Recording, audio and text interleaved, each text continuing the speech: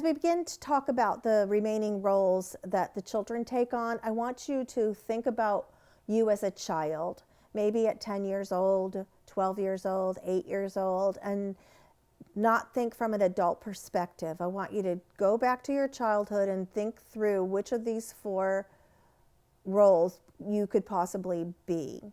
And you could have a couple of the roles based on the time of your life, whether an older sibling went off to school or some traumatic thing happened in your life. You could play one of these roles specifically at one time and then shift it to a different one.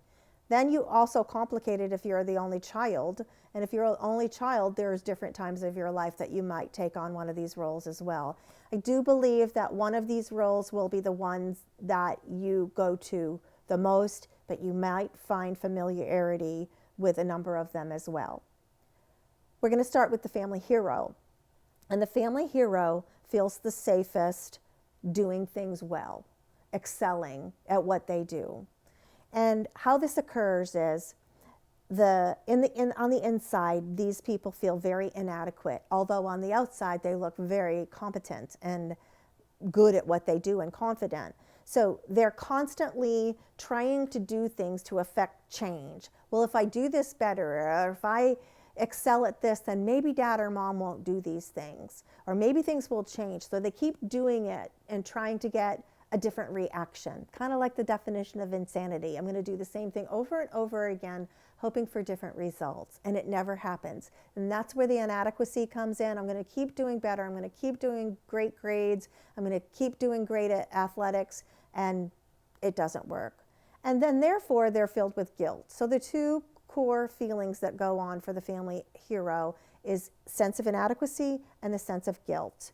And if they feel the least bit happy, or if things are going well in their life, then they feel bad because there's so much chaos going on in my house, or my sister and brother aren't experiencing this, or because growth is not celebrated, and if I do something good, then I'm going to be put down because I've did something good, and I'm going to look like I feel like I'm better than someone else.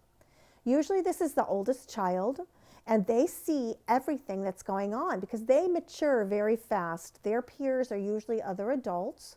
They're the ones that are born into this family. So first there's these 2 adults that get married, and they make the marriage into a family.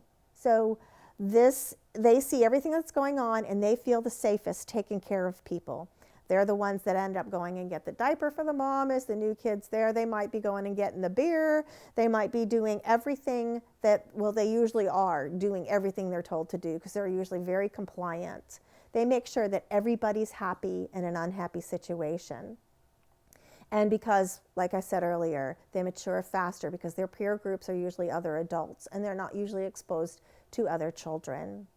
And because children attach through emotions, and remember, in this setting, emotions are not okay. So they guess all the time, and they're not allowed to feel. And their feelings get repressed, and therefore limited bonding goes on. Now on the outside, these kids look like great kids. They're the superstars, they're the football player, they're the prime good kids. They are always doing well in school, they get great grades. There's a lot of approval going on, but they don't feel anything. They can turn something off so fast. Some horrible thing could have happened at their home that morning. As soon as they walk out the door, they can compartmentalize and shift into a different person. So they are successful, yet their hard work never helps anything get better. The purpose for this child is they bring self-worth to the family. They make the family look good. And the payoff for them that they get for doing this is positive attention, and that's better than being out of control. Okay, now without help, because they learn that works and good activities produce something great, they set themselves up for work addiction, and they might just keep on doing so they don't feel. They also can be very compulsive, and as much as they don't want to marry anybody like this, usually they find another addict or someone that they can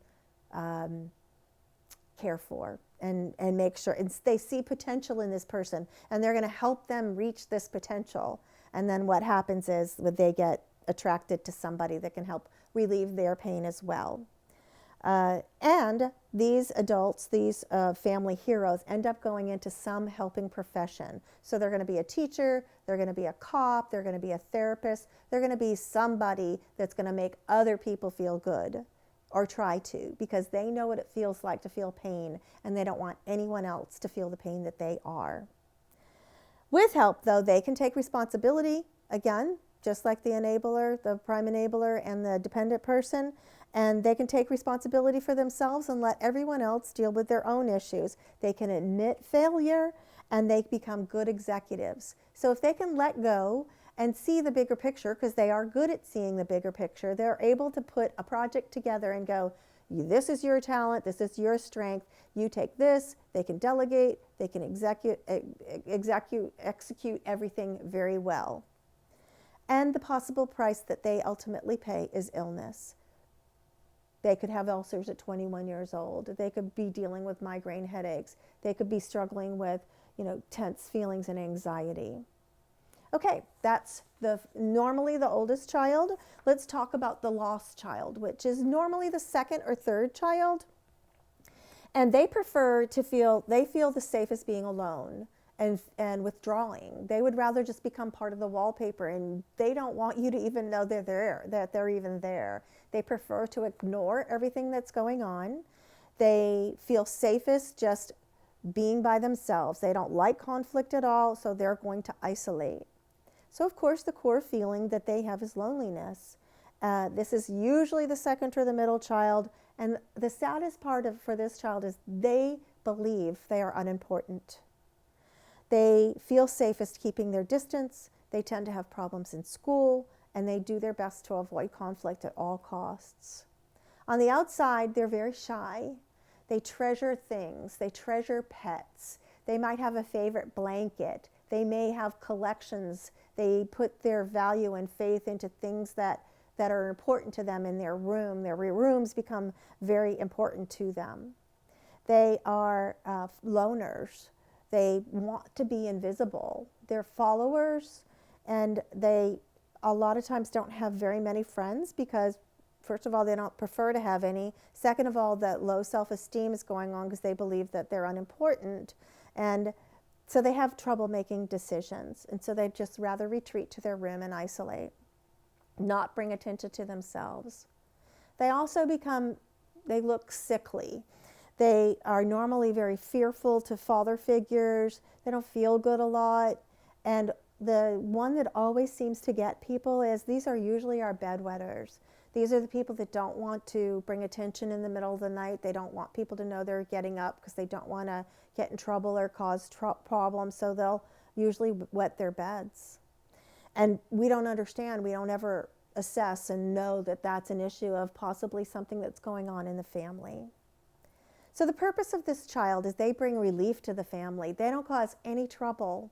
So therefore, the people in charge don't have to worry about them because they are all on their own. And of course, this is a very scary situation, especially today when we see people that don't express their emotions and then they express them in other ways, whether they're school shootings or movie theater shootings or concert shootings. I'm not saying these people are the ones that are going to go do that. I'm just saying when you withdraw and isolate and don't deal with your emotions, it's going to come out eventually. So without help, they remain socially isolated. They can become sexually promiscuous. They may have some sexual identity problems. They have little zest for life, and they often die early. They also tend to have some issues with suicide. But they're going to do everything they can to escape from conflict, to escape from tension, to escape from anxiety and fear. And with help, they can get better and become independent. They're usually very talented and creative. These are usually our musicians, our artists, these people that are introspective and really think a lot into their world, our poets, our people that write music. They are imaginative, and something really wonderful can come from the pain that they're experiencing. And the ultimate price that they would pay otherwise is social isolation. So these are not rocket science. But it is something that we've seen that are consistent patterns. Next, we're going to talk about the remaining two patterns, and those are of the scapegoat, which automatically you think you already can identify someone when I say the word scapegoat, and then the family mascot or the family clown.